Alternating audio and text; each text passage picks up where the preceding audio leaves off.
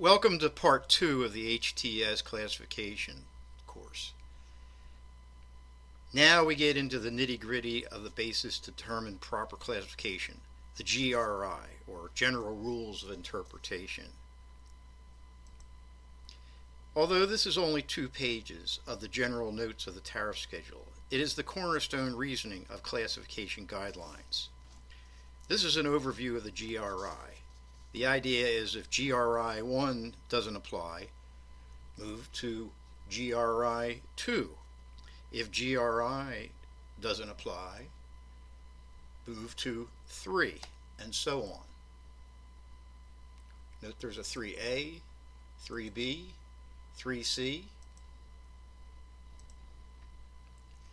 a 4, 5, 6, and additional notes.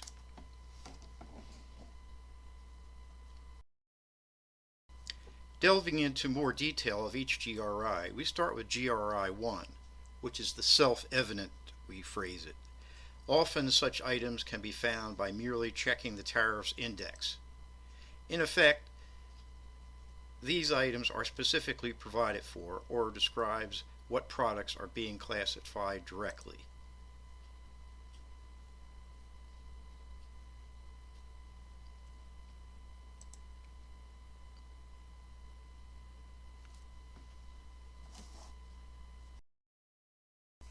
Bottom line, using the tariff index isn't cheating. Some classifications don't require a whole lot of research or reasoning, which would require using the logic of GRIs 2 through 4, and may be found right in the index. Note the example here of practical joke articles. If you have a practical joke article, you've got the classification. Voila. If GRI 1 doesn't apply, the classifier moves on to the next GRI for guidance. Rule 2A discusses how incomplete or unfinished articles are handled.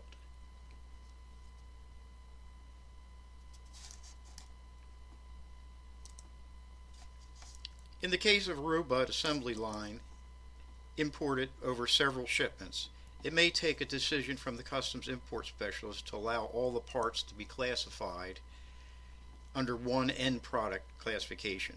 Normally, items that are knocked down would be shipped together, not over several shipments.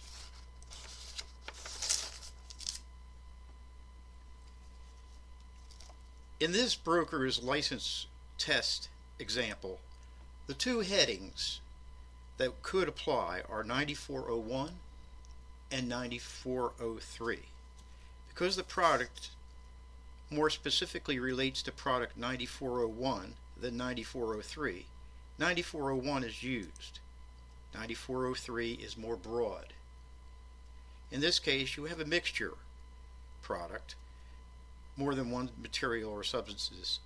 It is classified to the material heading of that material or substance.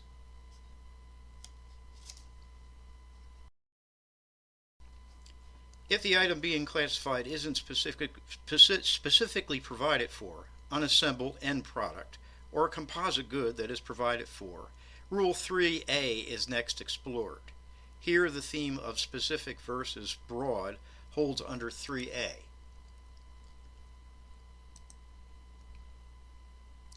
The idea is to zero in on what is the most specific choice, not something watered down. Example, description of by name in one heading that is more specific than the description by class in another heading as follows.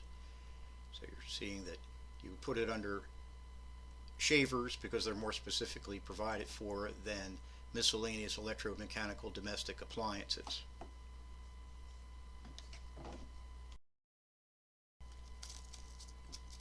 If Rule 3A doesn't apply, move on to the concept of essential character, which is described in Rule 3B.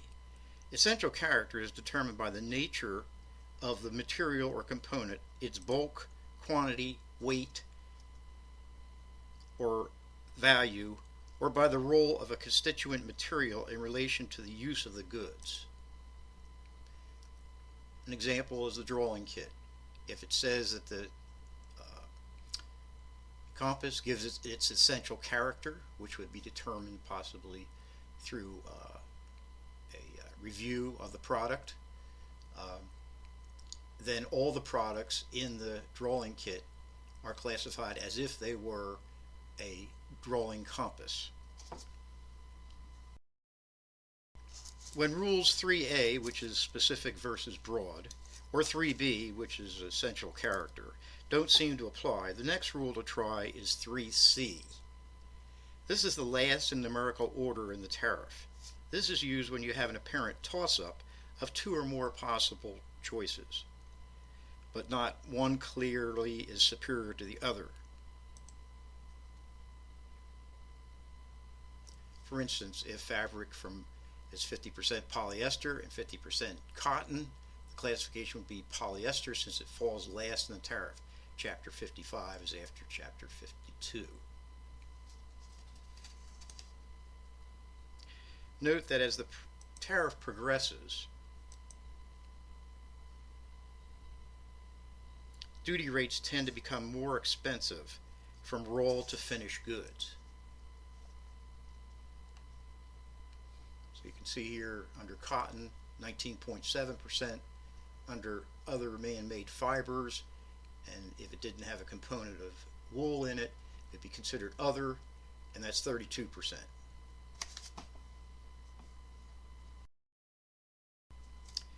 We've glossed over Rule 4, which indicates picking the classification that is most akin to other products. This is rarely used and is somewhat vague, but could apply when Rules 1 through 3 don't seem to fit. This may be a choice for the import specialist to use when there is a classification that stumps the classifier and no reasonable logic can be used to fit the classification after evaluating Rules 1 through 3. So we move on to how cases are classified.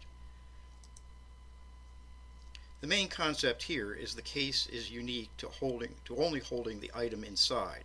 The case itself takes the same classification as the item inside. Packing goes hand in hand with this, as most packing could be interpreted as the case the commodity is held. Generally, if the packing material could be reasonably reused, it has to be separately classified, whereas if the packing material, such as a carton, is normally disposed of after the product is used or opened, the cost of the packing is included with the cost of the product and classified as if it were the product.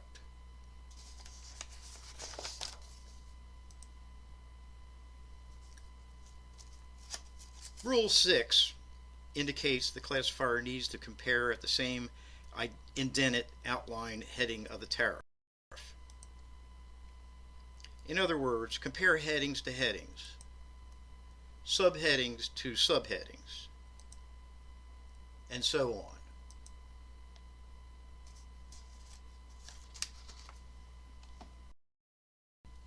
When searching for a classification, often one's eye may roam to what appears to be the correct classification, when the above heading level may preclude it from being used. This can happen when the specific description of the product shows up. Kitchen implements made of cotton. There it is, kitchen table implements. However, that's under the subheading of iron or steel. You have copper. Consequently, that is the correct classification. Caution should be used to not get drawn into picking what appears to be the most expedient classification choice. Unlike most of the rest of the world, countries that use the HTS, the U.S. has a special provision applying to parts, where many HTS countries would classify an item as a part of the parent product. The HTS US requires classification of each part where it is specifically provided for. So, an auto mirror isn't a car part, but should be classified under the mirror section of the tariff because it's specifically provided for there.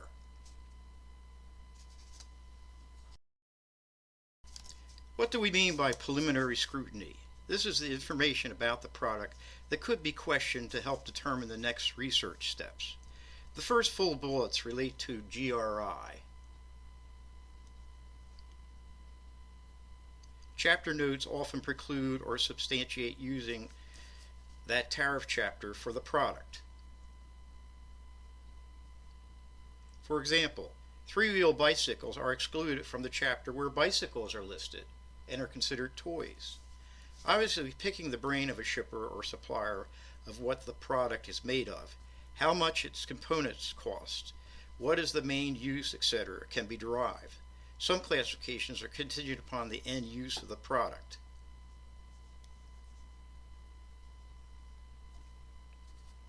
Finally, it isn't cheating or too easy to consult the tariff's extensive index or the contents. What you may have already been specifically provided for in this index or in the table of contents may narrow down the choices to a heading or subheading level of classification. Try tackling a real question of classification of the April 2007 Customs License Examination. Most classifiers won't have the luxury of selecting from 5 possible choices of which one is correct. However, this is the way the test is given. In this case, the choices fall under chapters 39 or 39 or 94.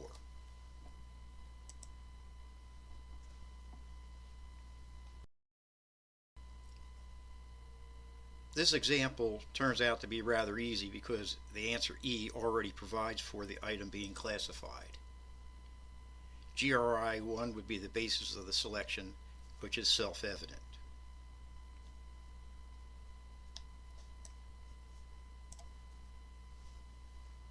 And so ends Part 2 of the HTS Classification course. Next, we will go into more on classification exercises in Part 3.